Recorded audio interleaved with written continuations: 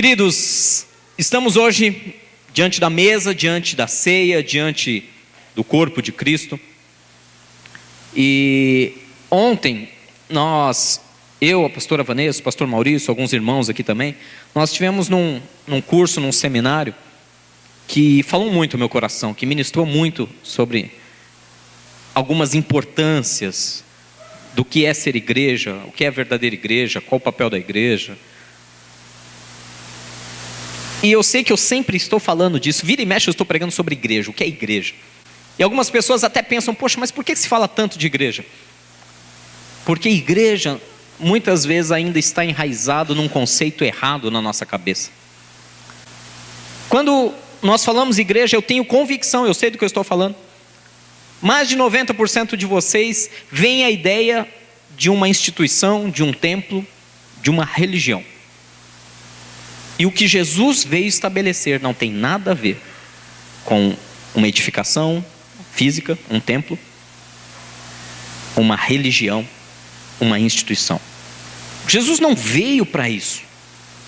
Nós, homens, instituímos como uma instituição, como uma religião. Jesus não veio fundar uma religião quando o Pai enviou ele à terra. Algumas pessoas ainda estão com aquele conceito, e eu preciso continuar ensinando vocês, porque a didática nos ensina, não sei se tem alguns pedagogos aqui, mas a didática nos ensina que se você ouve alguma coisa, no mínimo 7 vezes, uma atrás da outra, e o pessoal fica martelando, você começa a guardar aquela informação e começa a buscar para ver se ela é verdadeira ou não. Caso contrário, você ignora ela.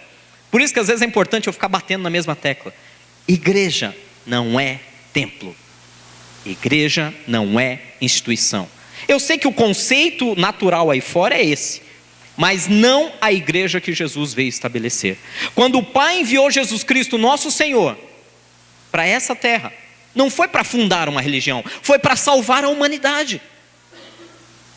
Não tem nada a ver, olha a diferença. Instituição, religião, salvação da humanidade. É muito além do conceito pequeno, medíocre, que os homens lá fora estabeleceram de igreja, que vem sido estabelecido há séculos e séculos. Não foi essa igreja que Jesus imaginou. Pastor, então por que nós temos hoje instituições, religiões? Porque nós não conseguimos desvencilhar de tradições. Nós somos muito presos a tradições. Pode perceber, o ser humano é um ser de hábitos. Já reparou que nós temos o hábito até de costumar sentar nos mesmos lugares na igreja? É verdade ou não é? Nós somos seres de hábitos. A não ser se você chegar e já tem alguém naquele lugar, aí você, tá bom, hoje eu mudo. Mas não é o meu lugar de costume. É assim ou não é? O ser humano é um ser de hábitos. Nós privamos, nós gostamos de tradições. Eu não sei porque nós não gostamos de mudanças. Mudanças nos inquietam, mudanças nos deixam desconfortáveis. Quem aqui já fez mudança de casa? Já se mudou de casa? Você mora na mesma casa até hoje? Dá trabalho, não dá? Mudança não dá trabalho, fala a verdade. Não dá muito trabalho. Empacota tudo, embrulha tudo, carrega tudo, desmonta tudo. Chega no novo lugar, limpa tudo, desmonta tudo, perde um monte de coisa, quebra um monte de coisa, monta tudo de novo, desempacota tudo e põe tudo no lugar. Monta errado. Exatamente, eu tinha esquecido dessa parte. Aí vem a hora de colocar cortinas, sabe essas coisas de parafusinhos, assim, quadros, cortinas, arruma aquilo, espelhos, pendura isso, pendura aquilo. Jesus, mudança dá trabalho, gente. Não sejam inocentes, mudança dá trabalho. É por isso que nós às vezes nos acomodamos com igreja, religião, instituição e fala, tá bom, dá muito trabalho mudar, dá muito trabalho entender, dá muito trabalho viver essa mudança para uma igreja que Cristo sonhou. Eu afirmo para vocês de todo o meu coração, sem medo de errar. Eu fico muito feliz por nós estarmos aqui nessa manhã. Muito feliz. Mas Jesus espera e deseja mais do que nós estamos fazendo como igreja hoje. Eu volto a repetir, Jesus não veio a esse mundo, não morreu na cruz do Calvário para fundar uma nova religião, para ter mais uma no mundo. Jesus, o Filho do Deus vivo, deixou a sua glória, abriu mão de todo o seu reino, se fez homem como eu e você, nos deu exemplo vivendo nessa terra, para que eu e você estivéssemos eternamente ao lado dele. E ele estabeleceu algo chamado igreja. E ele disse, através dessa igreja, original do grego, eclésia, que é o ajuntamento dos santos. Santos também está um pouco deturpada a palavra. Nós ouvimos aqui no português a palavra santo, nós imaginamos várias coisas. Santo isso, santo aquilo, são não sei o quê. Nós imaginamos imagens, nós imaginamos alguém que nunca erra. O ajuntamento dos santos, segundo Jesus Cristo, significa o ajuntamento dos separados. Santo significa separado, reservado, colocado à parte, intocável. Esse é meu. Quando Jesus fala que nós somos santos, ele diz, você é meu. Você é separado para mim, você me pertence, eu cuido da sua vida, eu te protejo, eu te guardo, eu te cuido. É isso que é a igreja, o ajuntamento de pessoas que amam a Cristo e que foram separados por Ele para manifestar a glória dele nessa terra. Então é para isso que é a igreja. Volto a dizer, e vou ficar repetindo isso até você falar, nossa, que pastor chato. Quando você falar isso eu paro. Igreja não é templo, igreja não é instituição, igreja não é religião. Igreja é o ajuntamento daqueles que foram separados por Jesus Cristo para a salvação e para manifestar a glória dele nessa terra. Você é igreja de Cristo. Amém? Amém? Amém. Acho que você não está muito convicto disso ainda. É para isso que você foi chamado. É por isso que no sistema antigo religioso, chega no domingo de manhã, nós viemos para cá, para o templo, ouvimos, adoramos a Deus, sentimos aquele fogo, aquela paixão no nosso coração, mas quando saímos dessa porta, vem a segunda-feira com os problemas, vem a terça-feira com mais problema ainda, vem a quarta-feira onde você já clama misericórdia, e aí nós nos esquecemos que somos igreja de Cristo, separado, cuidado, amado por Ele, para manifestar a glória dele nessa terra, para expandir o reino de Deus nessa terra. E é isso que eu quero insistir com vocês nessa manhã. Eu quero falar sobre a edificação da igreja.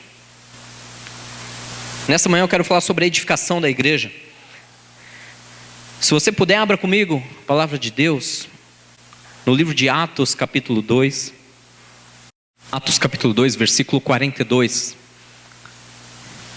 Esse texto é o texto padrão sobre a chamada igreja primitiva. Pastor, o que é a igreja primitiva? A igreja primitiva não é a igreja do tempo das cavernas, amém?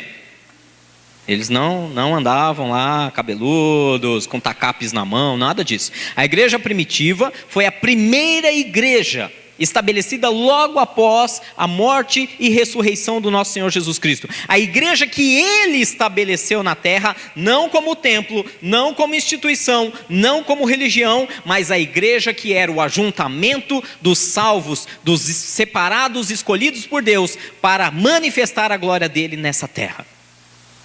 Isso é chamado igreja primitiva. Quem fazia parte dessa igreja primitiva? Os apóstolos, todos aqueles 11 que andaram com Jesus. Não eram 12? Lembre que um o traiu, Judas o traiu e se suicidou. Então ficaram 11 dos apóstolos. Depois outros se achegaram. O próprio apóstolo Paulo foi levantado pelo próprio Senhor como apóstolo posteriormente. E muitos outros. E ainda tinha aqueles 70 discípulos que o seguiam. Ainda tinha uma multidão que adorava Jesus. Eles eram a igreja primitiva. E lá no livro de Atos capítulo 2, versículo 42, começa a nos explicar como é essa igreja. O que essa igreja fazia? Quais eram as características dessa igreja? Vamos lá, vamos comparar e vamos perceber aonde nós talvez tenhamos nos perdido dessa igreja e aonde nós nos assemelhamos dessa igreja. Amém? Acompanha comigo aí, Atos 2,42 diz assim, que eles se dedicavam ao ensino dos apóstolos e à comunhão, ao partir do pão e às orações. A palavra de Deus nos ensina que essa igreja primitiva, ela se dedicava, a tradução que nós estamos utilizando é a tradução da NVI, é a tradução que nós sempre utilizamos aqui, a Nova Versão Internacional, e ele diz que eles estavam dedicados a algumas coisas. A que essa igreja se dedicava? Ensino dos apóstolos e à comunhão, vírgula, ao partir do pão e às orações. Primeira coisa que a gente precisa fazer para entender o que a igreja fazia é entrar no contexto histórico daquela igreja. Se nós tentarmos entender esse versículo no nosso contexto histórico atual, nós não vamos entender nada. Por exemplo, quando eu falo para você de ensino, quando eu falo a palavra ensino à sua mente, o que vem? Qual é a imagem? Qual é a fotografia que vem nos seus olhos? Uma sala de aula? Uma lousa, um professor talvez? Um estudo bíblico, uma leitura? Existia Novo Testamento em Atos 2,42? Não. Vamos entender o contexto histórico primeiro. Não tinha Novo Testamento. Ou seja, não tinha Bíblia, não tinha Evangelho de Mateus, de Marcos, de Lucas, de João. Atos dos Apóstolos não tinha escrito, eles estavam fazendo ali no dia a dia. Ou seja, quando nós falamos, quando a palavra de Deus nos ensina que ele se dedicava ao ensino dos apóstolos, esse ensino era escrito? Esse ensino era teórico? Sim ou não? Não. A Bíblia e a história nos ensina que no primeiro século, no século I, não se havia ainda escrito quase nada. E todo ensinamento era passado pela chamada tradição oral. Você já parou para pensar? Hoje quando você vai assinar um documento, você vai vender um veículo, por exemplo. Aí tem lá o documento de transferência, você assina aquele documento. Só o fato de você assinar, ele tem valor legal, sim ou não? Não. Por quê? O que falta? O que falta? Pode falar. Reconhecer firma no cartório. Por que precisamos reconhecer firma no cartório? Porque a tradição oral hoje, nos nossos dias, não tem valor nenhum. Um tabelião precisa certificar que foi você mesmo que assinou aquele negócio. Gente, a coisa chega a um ponto. Eu tenho um amigo pastor que me fala a seguinte história. História não, é uma história mesmo verídica, né? Ele chegou até um local, ele precisava assinar um documento importante, e ele diante lá da pessoa, assinou pessoalmente, presencialmente, e entregou o documento. O cara disse, não, precisa reconhecer firma. Ele falou, não, mas eu estou aqui, na sua frente, fui eu que assinei, você me viu assinando. Não, mas tem que reconhecer firma. É assim que funciona, infelizmente o Brasil é assim. Fala, mas é burocracia. A burocracia, porque depois que aquele documento sair da mão daquele primeiro homem, o segundo já não vai saber se foi o verdadeiro que assinou ou não. É assim ou não é que funciona aqui no Brasil? É assim. Por quê? Porque a palavra oral, a tradição oral não tem mais valor. Tenta pensar, você consegue imaginar essa situação há 200 anos atrás? Quando alguém, lembra a história do tal do fio do bigode? Eu estava enrolado, né? Eu não teria palavra nenhuma de honra, não tenho bigode para falar. O pessoal falava, no fio do bigode. O que é? Tipo assim, olha, o negócio é o seguinte, aqui é sim, não. Eu dei a minha palavra, está dado. Hoje, quando alguém fala para você, eu te dou a minha palavra, você puxa e reconhece firma. Não, eu te garanto, então assina aqui e reconhece firma. Porque a tradição oral se perdeu. Porque a tradição escrita superou a tradição oral. Porém, por favor, preste atenção, não se perca na explanação. Nós temos que entender que lá em Atos 2, naquele momento, não existia a tradição da escrita. Poucos sabiam ler e escrever, muito poucos. Só os mestres da lei, os escribas, só a nobreza, só o alto escalão do Império Romano que dominava aquela região na época. Ou seja, tudo era passado verbalmente. E por que eu estou te explicando isso? Porque lá no livro de Romanos fala que se você com a sua boca confessar a Jesus como seu Senhor e no seu coração crer que Ele ressuscitou dentre os mortos, você será salvo. Eu quero que você comece a entender historicamente o poder que tinha declarar algo. Quando alguém falava com os seus lábios, Jesus é o meu Senhor, é a mesma coisa que o cara estivesse fazendo um documento, reconhecendo firme em cartório nos dias de hoje, dizendo, a minha vida agora é dele. É muito forte o poder da tradição oral nessa época. Por isso que quando eu digo, eles se dedicavam ao ensino dos apóstolos, eles não estavam lendo o que os apóstolos diziam. Algumas pessoas imaginam, eles estavam lendo a carta de Paulo. Paulo nem convertido era em Atos 2,42. Paulo era um assassino, perseguidor de cristão nessa época. As cartas de Paulo chegaram muitos anos depois, décadas depois. Quando diz que eles se dedicavam ao ensino dos apóstolos, quer dizer que eles viam o que os apóstolos falavam e faziam e imitavam eles. Amém?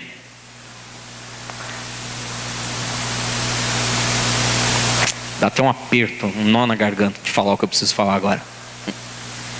Tá difícil achar gente para imitar, não é?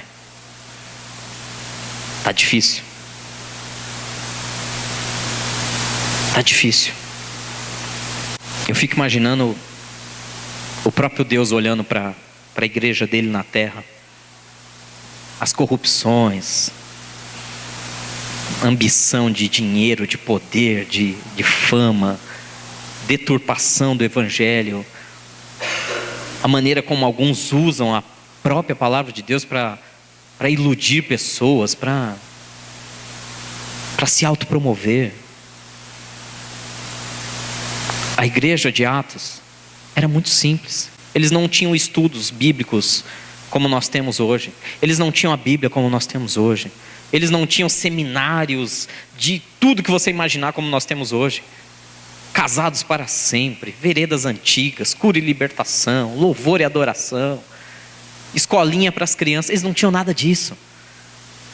Mas eles se dedicavam ao ensino dos apóstolos. Eles ouviam o que aqueles homens de Deus falavam. Eles viam com seus olhos a atitude daqueles homens de Deus que eram dignos de ser imitados. E eles se dedicavam a fazer o mesmo.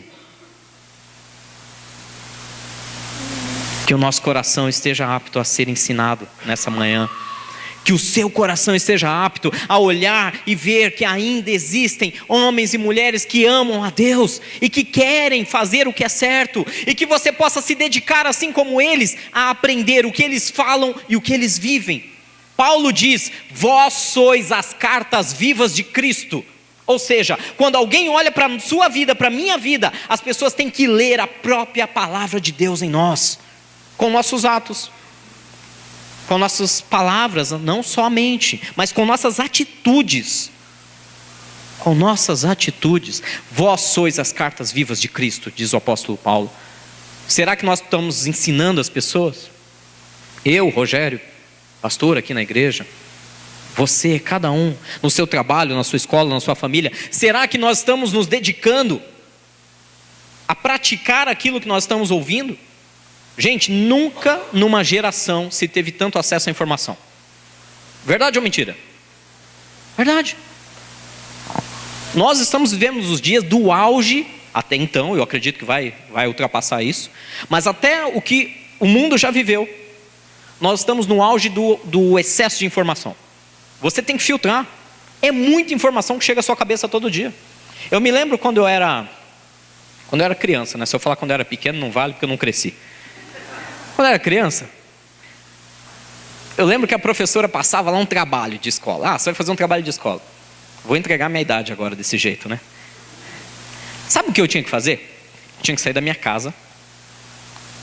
Eu tinha que ir até a biblioteca municipal mais próxima. E era longe. Eu chegava lá, eu puxava aquela folhinha de papel almaço. Vocês lembram disso? Folhinha de papel almaço, aquela pautada com linhas. É só no meu tempo. Eu tinha que copiar o que estava escrito no livro da biblioteca, porque não podia levar para casa por empréstimo. Não tinha máquinas de xerox, essas coisas. Inclusive na escola também não tinha máquina de xerox. Era um mimeógrafo que a professora preparava aquela prova. Aquele negócio vinha cheirando álcool, as crianças ficavam até bêbadas lá. A criança ia fazer a prova, saía bêbada do cheiro do álcool, do mimeógrafo. Vocês estão lembrando disso, né? Vocês também não são tão novinhos assim. Vamos lá. Ou seja, para fazer um simples trabalhinho de escola, eu tinha que ir até a biblioteca municipal, copiar na folha de almaço, voltar para casa. Era um próprio punho. Hoje o que? Trabalho de escola. Ctrl+C, Ctrl+V. Tá pronto. É assim ou não é? Ctrl+C, Ctrl+V. Olha, graças a Deus pelo Ctrl+C. Não tem que sair de casa, não tem que sair da frente do computador. Aperta Ctrl+C, Ctrl+V, print. Acabou, está pronto o trabalho. Ah, sim, o Google era enciclopédia. Quem tinha a Barça em casa, enciclopédia sei lá o quê, né? E olha, e assim, era o Wikipédia da época. Ou seja, você tinha tanto acesso à informação? Claro que não. Era uma luta ter acesso à informação. Hoje você tem acesso ao que você quiser, na hora que quiser, do jeito que quiser. Escrito, áudio, vídeo, escolhe. Aplicativo, didático, jogos. Você aprende o que quiser, do jeito que quiser. Acesso à informação. Ou seja, nós temos muita informação. E agora vai doer um pouquinho. Pouca prática do que nós aprendemos. Praticamos muito pouco o que nós recebemos de informação. Eu costumo dizer que na palavra de Deus mais vale você pegar um único versículo e vivê-lo intensamente de todo o teu coração, de toda a tua alma, de todo o teu entendimento, especialmente se esse versículo for amar a Deus acima de todas as coisas e o teu próximo como a ti mesmo. Mais vale a pena você pegar esse único versículo da palavra de Deus e viver ele com todas as tuas forças, do que conhecer todos os ramos da teologia, do que ser pós-doutor em escatologia bíblica e não praticar nada. Eles se dedicavam ao ensino dos apóstolos. Em algumas traduções que estão aí nas mãos de vocês, talvez na revista aí corrigida, revista atualizada, diz que eles se dedicavam à doutrina. Doutrina é os ensinamentos, os caminhos. Olha, é por aqui que você tem que seguir. Volto a dizer, eles não ficavam lendo. Eles não ficavam lendo.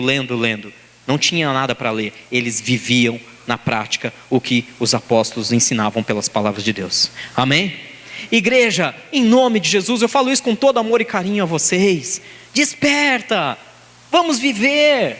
Saiamos da teoria, saiamos das palavras eruditas, bonitas, benditas, dos sorrisos amarelos e que parece que está tudo bem e nós sabemos que não está. Saiamos, vamos romper com essa máscara.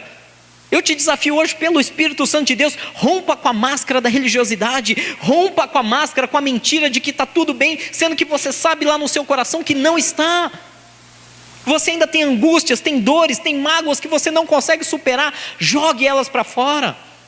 Procure alguém na fé, um irmão mais experiente, não precisa ser necessariamente um pastor. Encontre um parceiro de oração, vá viver a palavra de Deus. Viva! Tiago, capítulo 4, fala exatamente isso. Sede, pois, praticantes da palavra e não somente ouvintes, enganando a você mesmo. Assim como eles se dedicavam ao ensino, eles se dedicavam à comunhão. Essa eu prometo que eu vou ser bem curto, breve e rápido. Não existe igreja solitária. Volto àquela definição de igreja que eu já expliquei para vocês no começo. Igreja é o ajuntamento dos santos, daqueles que foram separados por Jesus Cristo para manifestar a sua glória na terra. Se é o ajuntamento, eu posso ser igreja sozinho? Ah, mas o apóstolo Paulo, algum teórico pode querer me dizer que lá em 1 Coríntios, o apóstolo Paulo fala, vós sois o próprio corpo de Cristo individualmente. E alguém podendo pegar esse versículo fora do contexto, vai querer dizer que eu sozinho já sou a igreja e não preciso estar com ninguém. Não, o que Paulo queria dizer com isso, dentro de um contexto, analisando perfeitamente ali aquela exegese, é que você, por si só, o Espírito Santo habita dentro de você e você tem o papel de igreja na terra. Mas você não está só, porque logo em seguida, se você continuar nesse texto, você vai ver que no próprio 1 Coríntios capítulo 12, o apóstolo Paulo vai explicando, vós sois membros de um corpo, um é olho, outro é boca, outro é pé, outro é mão, outro é braço. Não dá para ser braço sozinho. Amém? Então eles se dedicavam ao que os apóstolos ensinavam, eles se dedicavam em praticar, e eles se dedicavam a estar juntos, unidos, em comunhão. A igreja é junto. Não existe igreja sozinha. Pastor, eu tenho os pastores. Eu converso com os pastores, eu oro com os pastores, eu me abro com eles, eles oram por mim, eles põem o olhinho na minha cabeça. Jesus me dá graça para falar isso. Amém, vamos lá. Rogério, eu tenho um parâmetro. Não estou dizendo que é bíblico, nem que é certo ou errado. É meu pessoal, eu assumo isso. Eu tenho um parâmetro. E a pergunta é muito simples, não respondam por favor, pense aí com você. Quantas pessoas nessa igreja têm uma noção das lutas que você enfrenta? Quantas pessoas aqui nessa igreja, olha aí ao redor, dá uma olhada, pode orar, fica à vontade, aproveita e dá um sorriso bonito para o seu irmão. Fala, o pastor está pegando pesado hoje, fala isso em pensamento. Quantas pessoas aproximadamente você acha que tem ideia da luta que você enfrenta? Que já ouviu você pedir oração, ou sabe da tua dificuldade, sabe da tua dor, sabe? Por baixo, tá? Pensa aí, eu acho que aqui tem umas 5, 10 pessoas que têm ideia das minhas dificuldades. Agora vem a grande pergunta, que é o meu parâmetro, o parâmetro rogeriano, para saber se você é corpo ou não é. Se você está só ou ligado. Eu sei as dores, os problemas de quantas pessoas? Se a resposta for muito inferior, 20 pessoas sabem o que eu passo, mas eu só sei a luta de 2 ou 1, padrão rogeriano, tem alguma coisa errada. Todo mundo sabe a sua dor, mas você não sabe a dor de ninguém? Quer dizer que você é egoísta? Quer dizer que você é aquele crente chato, que só reclama, que todo mundo sabe os seus problemas, mas você não se preocupa com ninguém? Que você não estende a mão para ninguém? Que você nunca derramou uma lágrima por alguém? Que você nunca orou ou intercedeu pelo problema de alguém? Vocês estão entendendo onde eu quero chegar, amém? Volto a dizer, não é bíblico, não quer dizer que esteja errado. O fato de não estar na palavra não quer dizer que é maligno. É algo que é um padrão que eu tenho colocado na minha vida. Eu prefiro conhecer a dor de todos vocês. Eu prefiro estar em unidade, estar em corpo. Eu prefiro estar junto, misturado. Sabe, estamos juntos? Eu prefiro. Porque isso é a igreja segundo o princípio de Jesus Cristo. Então, irmão, pensa com carinho nessa pergunta que eu te fiz. Puxa, 10 pessoas sabem a minha dor, eu não sei a dor de ninguém. Então está faltando você se envolver. Está faltando você ter comunhão com a verdadeira igreja de Cristo. Isso é igreja. Pastor, mas comunhão dá um trabalho. Comunhão dá um trabalho porque tem aquele irmão que é fofoqueiro. Tem aquela irmã que não vigia, que fica me agulhando. E aí, já resolveu aquele problema lá? E aí, pagou a dívida, saiu do Serasa? Me encontra na Laville lá e grita lá no meio do mundo. E aí, limpou o nome? É complicado. Comunhão é complicado. Você tem família, não tem? Pai, mãe, irmãos, tio, tia, alguém.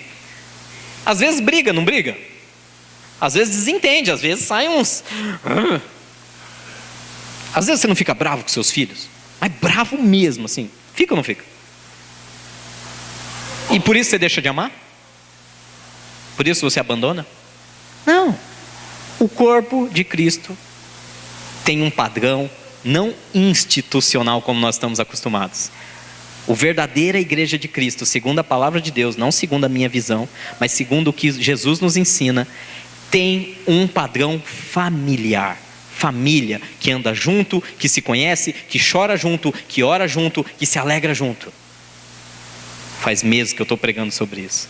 Nós vamos chegar lá, eu creio, em nome de Jesus. E ainda diz que além deles praticarem o que os apóstolos ensinavam, eles viviam em comunhão, eles sabiam as dificuldades, não para sair entregando. Gente, aí tem a questão ética, né? Não é mais questão espiritual, é ética. Eu sei a dor de um irmão, eu não vou sair por aí comentando com outro e com outro e com outro. É uma questão de ética. Eu sei a dificuldade de um irmão, eu oro com ele, eu choro com ele, eu ajudo ele. Eu não preciso terceirizar a situação. Se ele abriu comigo, é porque ele confia em mim. Se ele quisesse abrir com o mundo, ele pegava um megafone e falava. Então, aí entra uma outra questão ética, só um adendo, tá? Guarda com carinho e seja assim. Se todos nós agirmos de maneira ética, vai ser mais fácil sermos corpo, vai ser mais fácil andarmos em comunhão, amém? Além de tudo, eles partiam o pão e oravam. Outro problema cultural. Quando eu falo para vocês, eles partiam o pão, o que vocês pensam que eles faziam juntos? O que eles estavam fazendo junto, quando parte o pão? Comendo. Beleza, pizza, churrasco, japonês, rodízio de japonês, Jesus, feijoada. Culturalmente, nós estamos errados. Sabe o que significa partir o pão para eles, lá em Atos 2? Ainda não, está quase lá.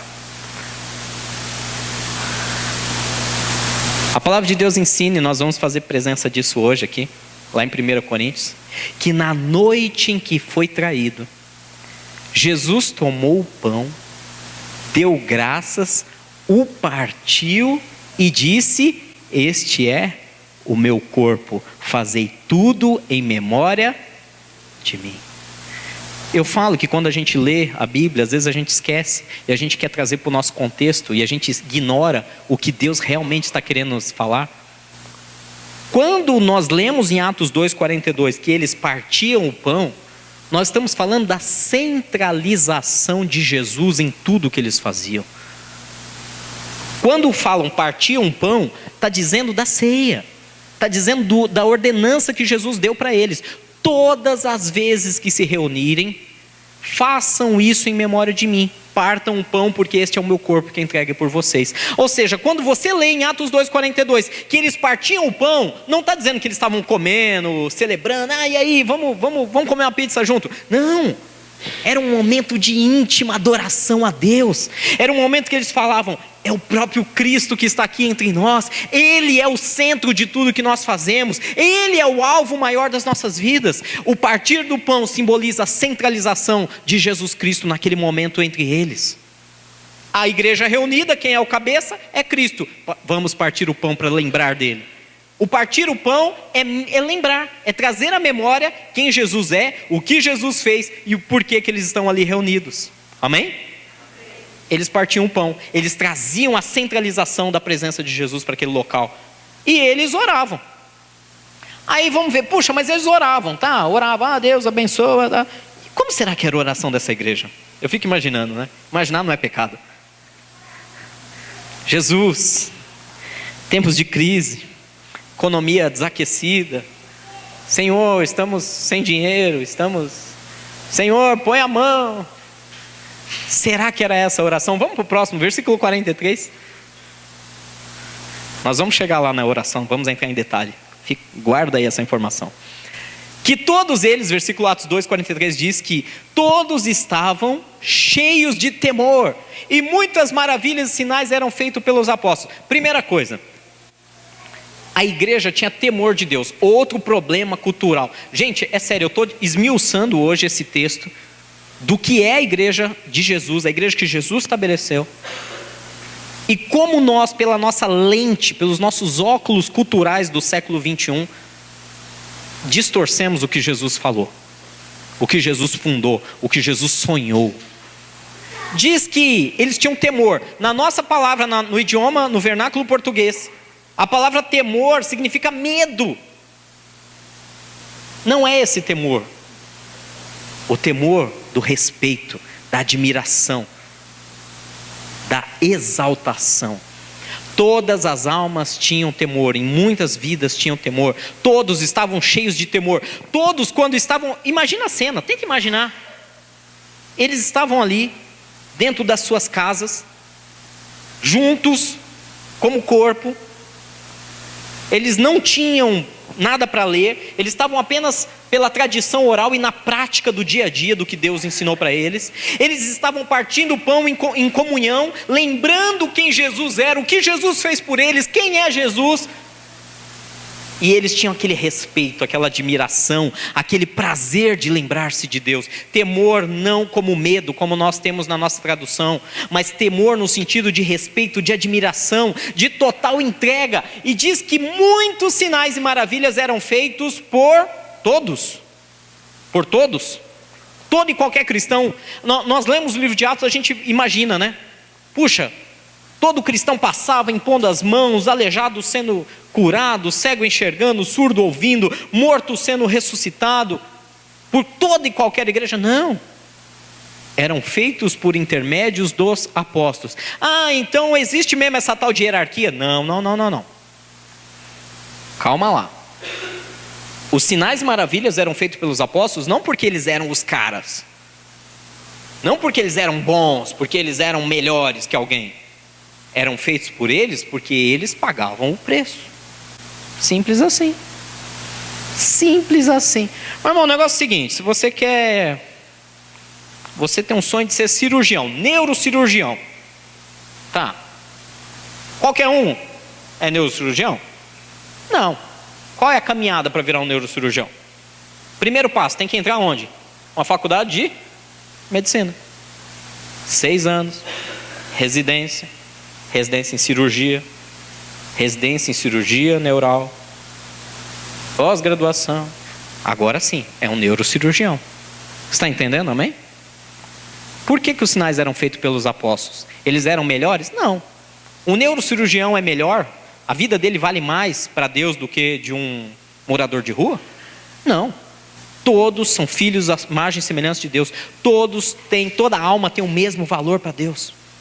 A diferença é que aquele camarada pagou um preço e ele está apto a executar determinadas coisas. Os apóstolos, as mesmas coisas. Andaram 3 anos ao lado de Jesus, pagaram um preço. Abriram mão de família, abriram mão de bens, abriram mão de ganhos, abriram mão de lucro, abriram mão das suas próprias vidas para seguir a Jesus Cristo. Pagaram o preço por anos e estão habilitados a que o poder de Deus manifeste na vida dele. Você quer ver o poder de Deus manifestando na tua vida? É simples, paga o preço. Todos nós estamos aptos, todos nós somos capazes. Nenhum aqui é incapaz, ninguém é incapaz. A diferença é até onde você está disposto a ir. Até onde você está disposto, qual o preço você está disposto a pagar. O que você está disposto a abrir mão para Deus usar a sua vida. Ah, mas Deus usou tanto a minha vida uns 2 anos atrás, 10 anos atrás, 1 mês atrás. E hoje? Parou de pagar o preço? O preço é oração, é jejum, é estudo da palavra, é prática da palavra, é santidade, é obediência. Isso você já sabe, não vou ficar pregando sobre isso agora. É um preço. Os sinais eram feitos por aqueles que pagaram o preço com Jesus. Se você pagar o preço, Deus vai te usar. Então, para de não, Deus nunca vai me usar. Vai, depende de você. Amém? Depende de você. Se você pagar o preço, Deus vai usar a tua vida. E no versículo 44 fala assim: que os que criam mantinham tudo em comum. Vou tocar num nervo exposto agora, hein? Vendendo suas propriedades e bens, eles distribuíam a cada um conforme a sua necessidade. Pronto, lá vem o pastor agora pregar socialismo, né? Vamos viver a lei de Stalin. O marxismo, não tinha Marx quando Jesus estabeleceu sua igreja. Não tinha Stalin, nem Lenin. Isso não é teoria socialista. Isso é teoria do reino de Deus. Algumas pessoas confundem. Não tem nada de esquerda, direita, esquece política. O que Jesus está falando, o que Deus está falando, é que se você crê em Deus, você dá suporte aos seus irmãos. Ah, pastor, tudo bem, a sociedade é outra, vivemos um mundo capitalista, não dá para eu sair vendendo tudo que eu tenho e socorrendo todo mundo. Concordo com você. Mas nós podemos fazer mais do que estamos fazendo, sim ou não? Vou dar um exemplo. O seu irmão tem uma, sei lá, tá? Vou dar um exemplo que eu não conheço. Teu irmão tem uma oficina mecânica. É uma boa oficina mecânica, presta um ótimo serviço. Só que não é aqui na aldeia, é ali em Alphaville. Você tem que descer a serra para ir até lá. Ah não, mas eu vou dar preferência aqui à aldeia porque é mais próximo. É dessas coisas que eu estou te falando. A igreja primitiva, ela se ajudava. Ela deixava o seu conforto. Bom, é mais rápido eu ir na aldeia, mas eu vou descer até Alphaville e vou levar na oficina daquele meu irmão. Por quê? Porque eu sei que ele é justo, e eu sei que eu vou estar contribuindo para o sustento da família dele. E assim por diante. Eu tenho um negócio, se os meus irmãos me apoiam, eu também vou prosperar mais. Você está me entendendo, amém? Eu não sei se você sabe, mas mais uma questão histórica. A igreja primitiva era composta quase na sua maioria por comerciantes. Quase na sua maioria. A grande maioria dos primeiros convertidos eram comerciantes. Por isso que quando veio a perseguição em Jerusalém, eles foram pelo mundo inteiro. Eles viviam do comércio. E sabe como que eles prosperavam? Um ajudando o outro. Bom, eu preciso comprar feijão. Feijão está caro para chuchu, mas aquele meu irmão vende feijão. Eu vou comprar dele. Ah, mas eu vendo, sei lá, eu vendo toalha de banho. Então, ele sabe que quando precisar de uma toalha de banho, ele não vai pensar em comprar na internet, ele vai vir me procurar. É uma coisa simples. Um fortalece o outro. Amém? Em comunhão. Eu sei da dificuldade dele, e eu sei, mas é só uma comprinha de R$50, não vai fazer nem diferença do caixa dele. Não é o valor, é a sua intenção de querer estar junto e ajudar o seu irmão a prosperar. Amém? É a sua oração, é a sua preocupação. Vamos lá no livro de Atos capítulo 2, versículo 46, diz que todos os dias eles continuavam a reunir-se, eu estou quase terminando, aguenta mais um minutinho aí, alguns minutinhos. Todos os dias, eles continuavam a reunir-se no pátio do templo. Lembre que esse é o templo judaico, não foi eles que construíram. Jesus não construiu igreja de templo, de construção nenhuma. Eles se reuniam no pátio do templo, partiam o pão em casa. Lembra do partir o pão? Não é só bater um rango não, hein? Não é só, vamos comer, não. É centralização de Jesus. Partir o pão lembrando que Jesus fez por eles. E participavam das refeições. Como que eles participavam das refeições? Com alegria e sinceridade de coração. Com alegria e sinceridade de coração. Gente, tem dia, graças a Deus hoje não é um caso desse, mas tem dia que é sério, eu preciso ser honesto com vocês. Vocês sabem que eu sou muito transparente, eu não tenho como esconder as coisas. Tem dias, hoje graças a Deus, está todo mundo animado, a semana está entrando férias, o louvor, né? Tudo fluiu. Mas tem dias que nós, pastores, estamos aqui em cima e dá a impressão que a gente está fazendo um velório. A gente olha assim, vê uma cara de tristeza. A gente olha para os rostos de alguns de vocês, parece que é só dor, é só choro. Pastor, mas talvez eu esteja passando por um momento difícil. Sim, isso é totalmente aceitável. Mas eu estou dizendo que às vezes é coletivo. Às vezes é coletivo, parece que está um ambiente de velório, assim, um clima de fúnebre. Parece que está todo mundo assim. Meu Deus, não dá meio-dia logo para eu ir embora. Tem dias que é difícil para nós aqui. Que a gente fala, Jesus, o que está acontecendo com esse povo? Parece que está todo mundo morrendo. The Walking Dead. Mortos-vivos. Fica tranquilo, comigo acontece o mesmo. Tem dia também que nós subimos aqui só pela graça. Graças a Deus vocês perceberam que hoje não é um caso desse, né? Hoje eu estou animado.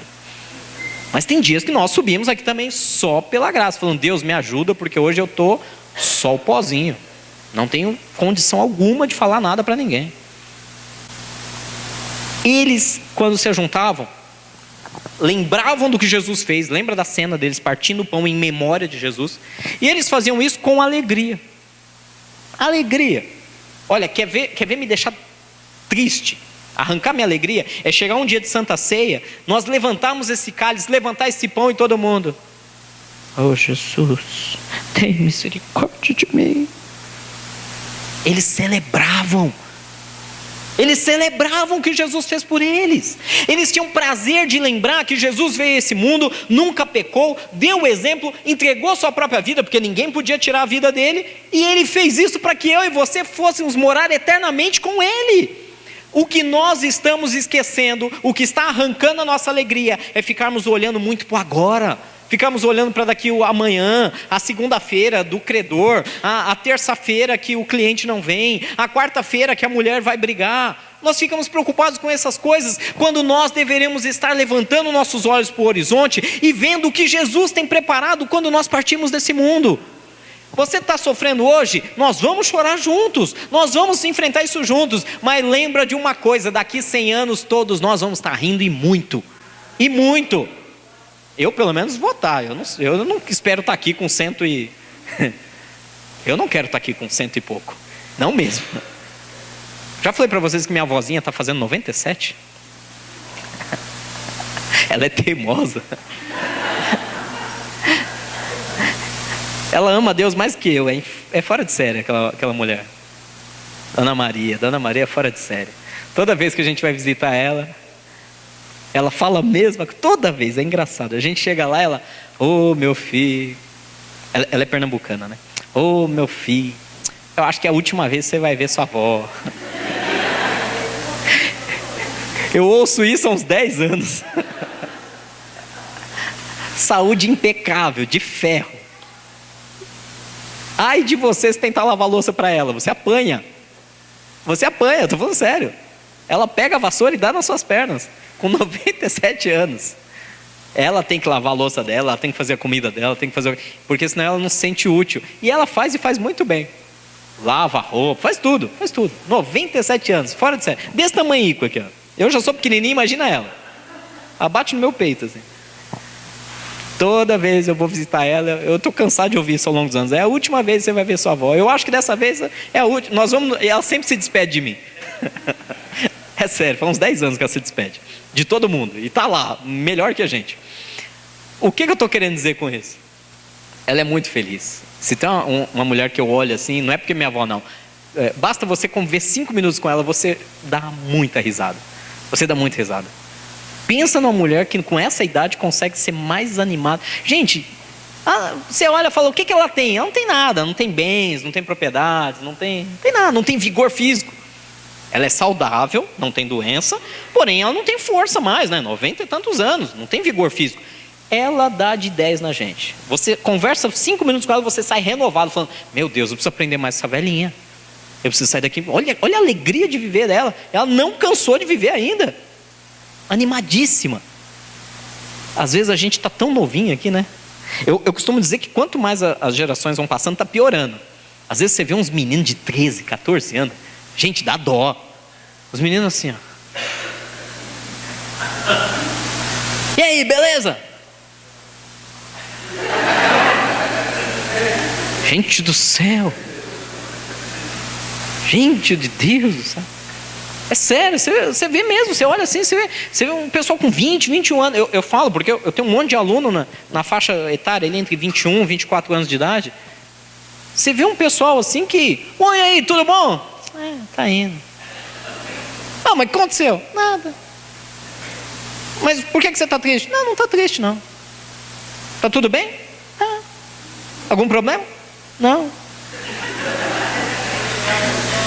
Vocês não conhecem ninguém desanimado assim? Jesus! Dá medo. Até parece que não dá valor à vida. Até parece que não consegue entender. Sabe por que as pessoas são assim? Sabe por que eu e você ficamos assim em alguns momentos? Ou às vezes até somos assim? Porque nós ficamos olhando pro nada, pro agora, pro já, pro probleminha de amanhã. Eu costumo colocar algumas metas assim. Quando eu percebo que eu estou meio down, meio para baixo, assim, meio sem vontade de fazer nada, eu me imagino daqui 100 anos. Aí eu fico animado. Opa, isso aqui vai ser legal. Daqui 100 anos vai ser muito legal. Você já imaginou?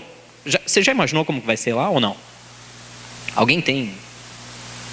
Imaginar assim. Você já parou para pensar daqui 100 anos? Como vai ser? O que você vai estar fazendo? É animador, pelo menos para mim. Eu imagino uma cena meio bizarra, tá? Vocês vão dar risada, eu sei disso.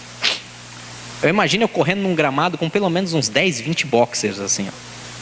E Deus dando risada assim. Eu imagino. Mas como assim, Rogério? Você está imaginando que vai ter bicho no céu? Eu imagino, o problema é meu, a cabeça é minha.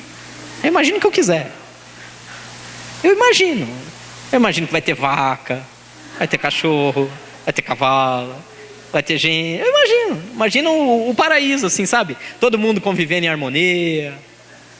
Eu imagino, Mas a Bíblia fala isso? Não, a Bíblia não fala nada disso. Você não entendeu que é minha imaginação? É isso que eu estou colocando. Como vai ser? Não me pergunte, aí cabe a Deus. Deus dá algumas ideias, mas Deus não deixa claro através da Bíblia, a palavra fala em Deuteronômio 28, que as coisas que são reveladas aos homens é para os homens, mas as coisas que são encobertas pertencem só a Deus. Então, algumas pessoas vão me perguntar, mas qual é a sua teoria do Apocalipse? Você é pré-milenista, você é pós-milenista, você é pré-tribulacionista? Eu não sou nada. Mas como assim? Você não tem a sua teoria? Não. Eu tenho a teoria que é muito simples, que o dia que Deus fizer vai ser do jeito que Ele quer e acabou. Porque tem um monte de teoria bíblica, teológica, o pessoal fica debatendo, brigando. Gente, uma coisa que não aconteceu ainda, só Deus sabe. Deixa Ele decidir. Agora eu posso imaginar, eu gosto de imaginar. Aí eu imagino um grande gramado, uns lagos, eu correndo com os cachorros, brincando, todo mundo feliz, vai ser ótimo. Bom, vamos lá. Eles faziam com alegria. Dica rogeriana, mais uma. Entrou por essa porta, tira a bagagem das costas, tira a mala, a mochila pesada de problema, dor, angústia, choro, lágrima. Pastor, mas está doendo, tudo bem, deixa ali fora da porta. Você vai ver como funciona. Eu vou te dar uma dica, você tira das costas, deixa ali na porta, do lado de fora, tá? Do lado de dentro não. Tira essa bagagem, esse peso, põe lá fora e entra e adora a Deus, e celebra a Deus, e comemora, e se alegra. Eu te dou uma garantia. Por mais que tenha segurança aqui na aldeia, e uma boa segurança, quando você sair, alguém levou aquela bagagem pesada embora. Eu te garanto, funciona. Você vai sair da porta, você vai procurar a tua bagagem, puxa, estava aqui, alguém levou. Alguém levou teu problema, alguém levou tua dor. E eu sei quem é, aquele que você estava adorando. Amém? Então celebra ao Senhor, seja sincero de coração. Eu estou falando demais, já estou passando o horário. Vamos continuar aqui. Louvando a Deus, versículo 47. Louvando a Deus e tendo a simpatia de todo o povo. Eu preciso parar aqui. Jesus, é difícil, tem tanta coisa para falar.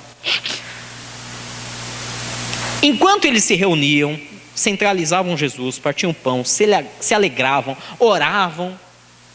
Eles tinham o quê? A simpatia de todo.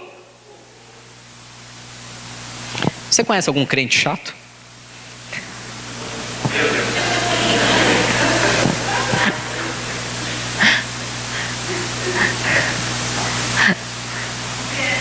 Graças a Deus não vieram hoje. Nunca nenhum crente chato te incomodou?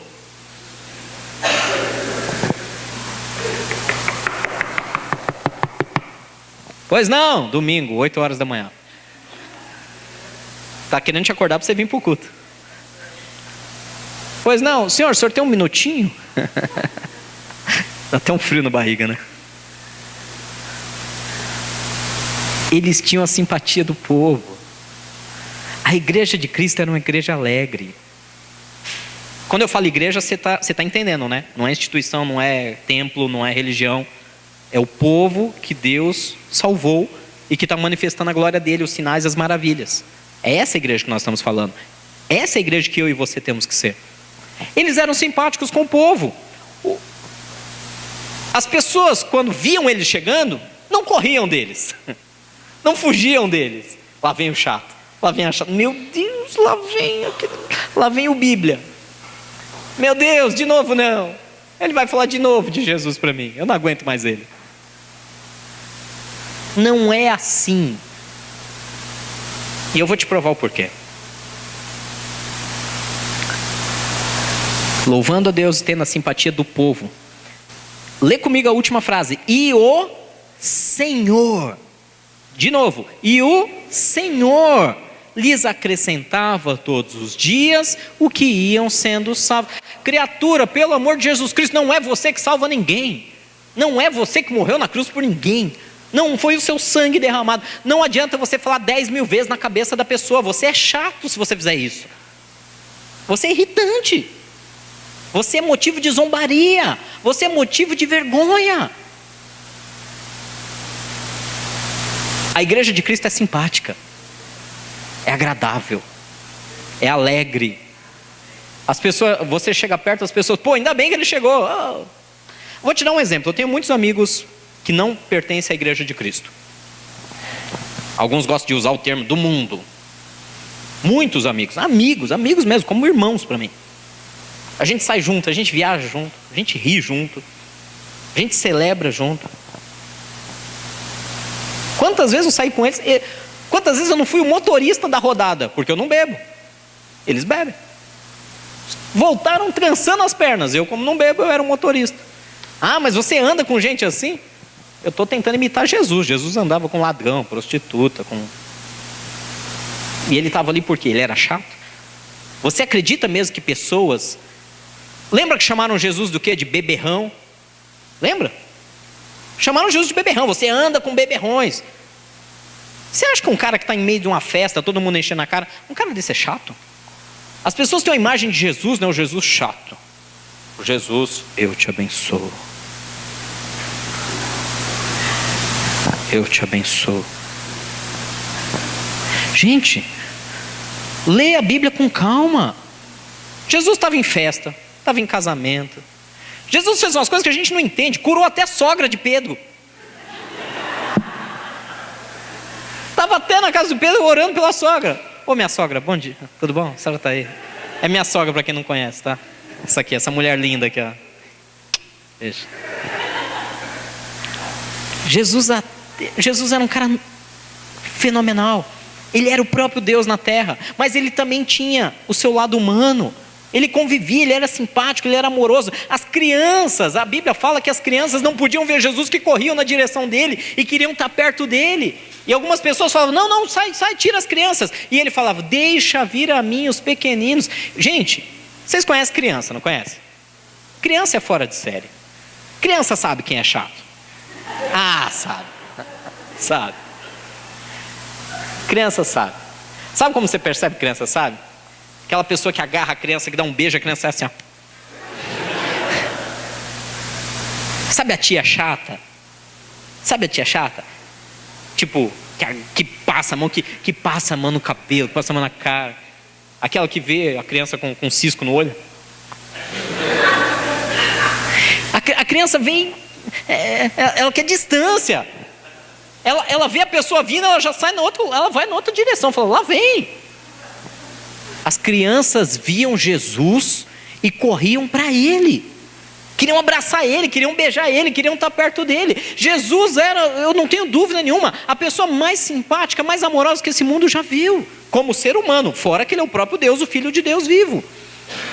Nós como igreja, às vezes nós somos insuportáveis. Insuportáveis. Somos chatos, somos críticos, somos julgadores. Às vezes as pessoas olham para nós e falam, lá vem o juiz, só fica apontando meus erros. Gente, adianta alguma coisa você ficar, tá errado, hein? Tá errado, hein? Tá errado, hein? Tá errado. Que nem eu posso falar aqui porque vocês vieram, né? Vocês vieram porque quiseram, né? Ninguém obrigou ninguém. Então eu estou aqui em cima, vocês já entraram por essa porta sabendo que vão ouvir algo. E obviamente algo que possa corrigir e melhorar a vida de vocês. Amém? Agora, se você vai até alguém e fica só apontando o erro dela, sem ela perguntar a sua opinião, fica só mostrando para ela os pecados dela, Jesus não fazia isso. A igreja primitiva, eles louvavam a Deus e tinham a simpatia de todo o povo. Eu fico imaginando que quando eles viam, se a Bíblia está explicando que eles tinham a simpatia de todo o povo, sabe o que eu imagino? Eu imagino a cena, tenta trazer para o dia de hoje. Vamos fazer o seguinte, vamos sair todo mundo aqui hoje e vamos todo mundo almoçar junto, sei lá, onde vai caber todo mundo? Na padaria lá. Vamos sair todo mundo junto e vamos lá. Eu fico imaginando a cena, aquele grupo entrando pelas portas do comércio para almoçar juntos, feliz, batendo papo, e todo mundo olhando e falando, pô, aquele pessoal é legal. Pô, aquele pessoal, puxa, aquele pessoal é bacana. Olha que legal a comunhão que eles têm. Olha que interessante. Você consegue imaginar essa cena hoje aqui? E aí? E aí? Nós temos a simpatia do povo? Ou quando nós chegamos o pessoal corre? É disso que eu estou falando, igreja. Igreja são separados de Jesus para salgar a terra, para ser luz do mundo, para manifestar a glória de Deus. Não um povo chato. Não um povo que dá vontade de sair correndo. Que as crianças veem. Igreja de Cristo não é religiosa no sentido de ser chata. Ela ama a Deus, ela não faz por obrigação, ela faz porque ama a Deus. Amém? Ufa! Vocês não sabem como foi difícil para mim falar todas essas verdades para vocês hoje. Estou tentando, porque eu sou o primeiro. Quando eu falo tudo isso para vocês, eu sou o primeiro que preciso romper com as minhas barreiras. Não está fácil para mim. Pensa que é fácil para mim? Eu entro no comércio, os caras sabem. Você sabe, a aldeia é pequena, né? O lugar é pequeno. Onde eu entro aqui, os caras já sabem. Ninguém sabe meu nome, mas sabe que é o pastor. E aí, pastor? Não é fácil. Ouço os cochichinhos assim. Pastor, pastor, pastor, pastor. Não é fácil. Eu sou o primeiro a ter que romper com isso. Que nós como igreja possamos louvar a Deus, ter a simpatia de todo o povo, porque não sou eu nem você que vai fazer nada. Nós simplesmente lançamos a semente, mas é o Senhor que vai acrescentar a cada dia aqueles que devem ser salvos. É Jesus que salva, é Ele que te chama para a intimidade. Não fui eu que te chamei, foi Ele que te trouxe. Não fui eu que não é a minha pregação, não é o louvor, não é o aconselhamento do pastor Jairo, não é o casados, não é nada disso. Quem vai realmente te resgatar e transformar a tua vida é Jesus Cristo, o Senhor e Salvador de todos nós. Nós somos meros instrumentos, vasos de barro na mão do Senhor. Nós somos apenas uma ferramenta, uma chave de fenda, um martelo, um serrote para manutenção. Mas quem é o carpinteiro é Ele. Quem é o Senhor é Ele. Amém? Amém? Falei demais por hoje, é melhor parar por aqui.